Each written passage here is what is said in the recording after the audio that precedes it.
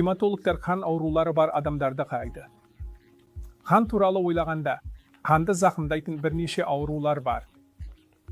Сонымен сізде анемия, төмен тромбоциттер, төмен ақ қан жасушаларының саны және осы қан көрсеткіштерінің әртүрлі басқа ауытқулары сияқты аурулар бар. Бұл өте жиі кездеседі.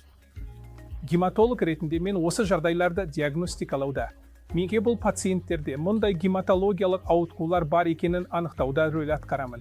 Және дәл диагноз қойғаннан кейін, олардың қалпына келуіне көмектесу үшін ең тиімді емдеуді ұсыну. Одан басқа, гематологтар қан кету және тромбоз аурулары бар пациенттерде де рөл атқарады. Білесіздер, жарақат алғанда қан ұйып қалуы керек, және бірнеше жағдайлар ұю механизмдеріне әсер етуі мүмкін. Сіз тромбоз туралы естіген боларсыз, қан кету бұзылыстары туралы естіген боларсыз. Сондықтан гематолог ретінде мен осындай пациенттерге де күтім көрсетемін.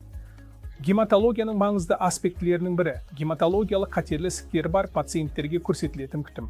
Лейкемия, миелома, лимфома сияқты терминдерді айтқанда, жалпы халық арасында қорқыныш пен үрей пайда болады. Бірақ гематолог ретінде біз бұл жағдайларды тиімді диагностикалап, ең заманауи емдеу әдістерін қолданамыз. Осылайша пациенттер емделіп, емдеу аяқталғаннан кейін толыққанды өмір сүреді.